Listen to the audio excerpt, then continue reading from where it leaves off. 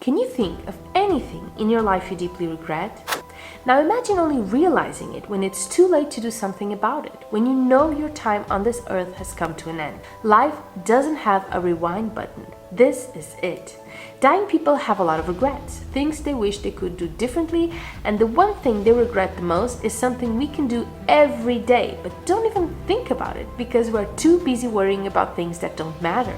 We're too busy working to pay the bills and scrolling away on social media. And if you stick with me to the end, I will let you know what it is. I don't know what's happening. Maybe it's because I lost my grandmother recently, but it's really been messing with my head.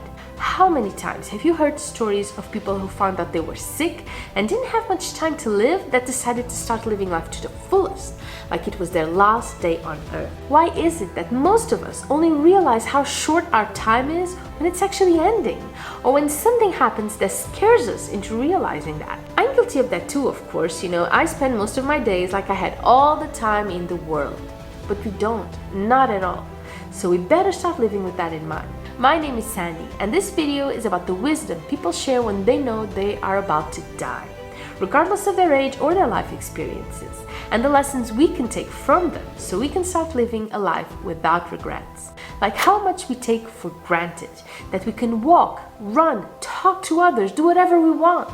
My grandmother was a fighter. She was strong, fiercely independent.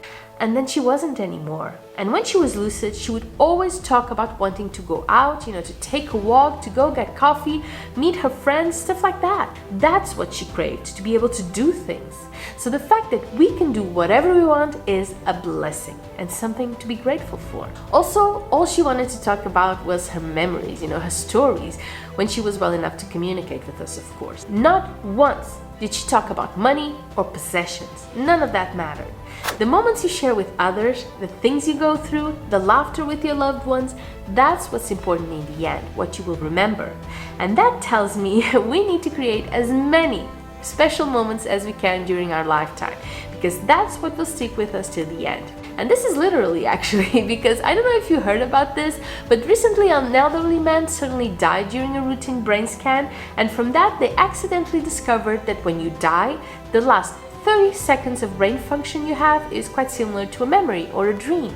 People have been talking about how life flashes before your eyes before you die, and as it turns out, it does. Next, and I know this is a cliche, but it's such an important thing to remember. In the end, people regret what they didn't do, the passions they didn't follow, the dreams they didn't realize, the risks they didn't take. I'm so happy I was cautious and did the safe thing, said no one ever on their deathbed. I would go as far as saying that nothing big can be achieved without taking risks, and not doing it means living a muted, unsatisfactory life. And that is not what you want to realize on your deathbed, how boring your life was because you played it safe. So the next time you have a brave decision to make, step out of your comfort zone.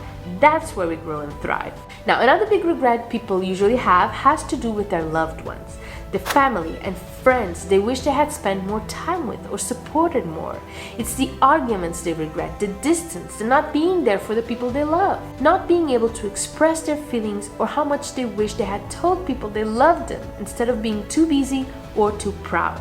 It's not about the career or how successful they were at that job. That doesn't even register, except to say that now they know they should have always picked family first. To regret wasting so much time working when they could be doing more meaningful things, like staying in touch with friends, for example. As a strong-headed woman, my grandma had her share of feuds, some with loved ones.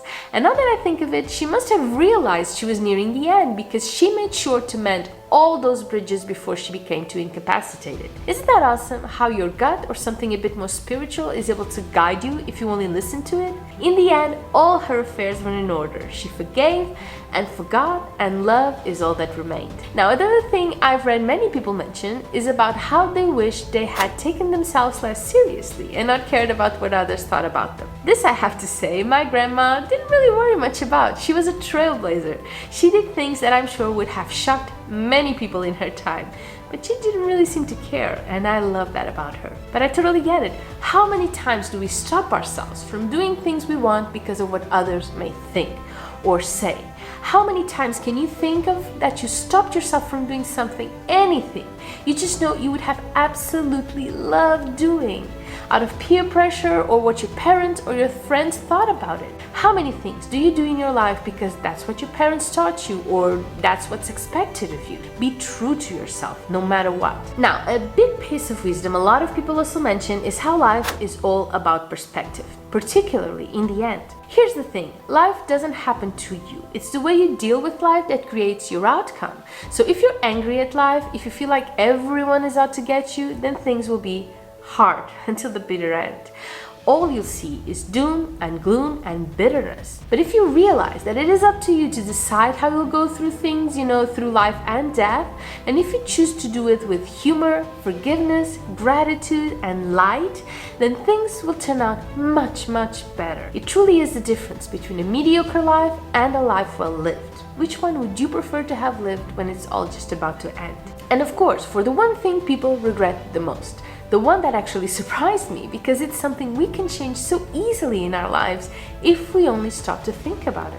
When people are on their deathbeds, the thing they regret the most is not leaving a bigger legacy, not making a bigger impact in the world, to do more for others. And this is something a lot of people mentioned in the end, how they wish they could have done more to leave the world a better place, and that's just beautiful. How sad is it that so many people don't really understand that until it's too late to do anything about it? In this aspect too, I think my grandma was ahead of the game, because I can't say I've ever met someone more ready to help others than her. She had so many godchildren, I don't think I've met them all. Her Christmas shopping was insane. She was fully aware of how rewarding it can be to help others just because they need your help. And really, how simple is it to make a difference in this world? A simple donation like so many have done to help people dealing with the war in Ukraine, an hour of your time volunteering for whatever cause you are passionate about, an act of kindness towards a stranger, the way families bring up their children, teaching them the value of compassion so that they will teach it to their children, and so on. It really is that easy, and anyone can do it. I'm talking about all this to sort things out in my head, to find a way to take all the things my grandma shared with me in the end, the things so many other grandmas, grandpas, fathers, mothers, friends, etc.